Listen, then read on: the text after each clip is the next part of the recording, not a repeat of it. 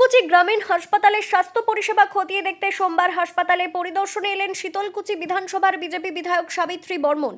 এদিন তিনি হাসপাতালের বিভিন্ন বিভাগ ঘুরে দেখেন এবং চিকিৎসক, স্বাস্থ্যকর্মী ও রোগীদের সঙ্গে কথা বলে পরিষেবার মান সম্পর্কে খোঁজখবর নেন। হাসপাতাল পরিদর্শনের সময় বিধায়ক ইমার্জেন্সি বিভাগ, ওপিডি ও জেনারেল ওয়ার্ডে যান।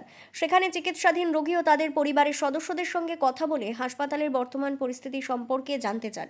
পাশাপাশি চিকিৎসক ও স্বাস্থ্যকর্মীদের সঙ্গে আলোচনা করে হাসপাতালের বিভিন্ন সমস্যা ও পরিকাঠামোগত চাহিদার বিষয়েও খোঁজ নেন তিনি।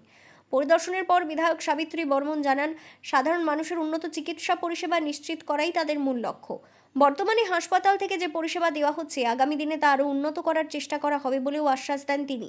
অন্যদিকে হাসপাতালের বিএমও শম্ভু অধিকারী জানান, হাসপাতালের বিভিন্ন দাবি ও সমস্যার বিষয়ে বিধায়ককে জানানো হয়েছে।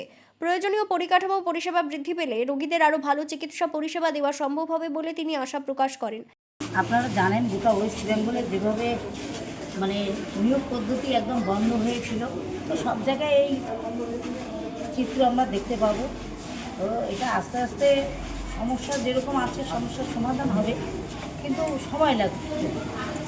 এখন কি উন্নত মানের চিকিৎসা পাবে এখান থেকে? অবশ্যই আমাদের আয়ুষ্মান ভারতের সুযোগ সুবিধা, প্রত্যেকটা সুযোগ সুবিধা হসপিটাল থেকে এখন পাওয়া যাবে। তবে আস্তে আস্তে ইনফ্রাস্ট্রাকচারগুলো সব ঠিকঠাক করতে হবে, স্টাফদের অভাব আছে, সেটা আমাদের আস্তে আস্তে পরিপূর্ণ হোক, তারপর আমরাও পাবো।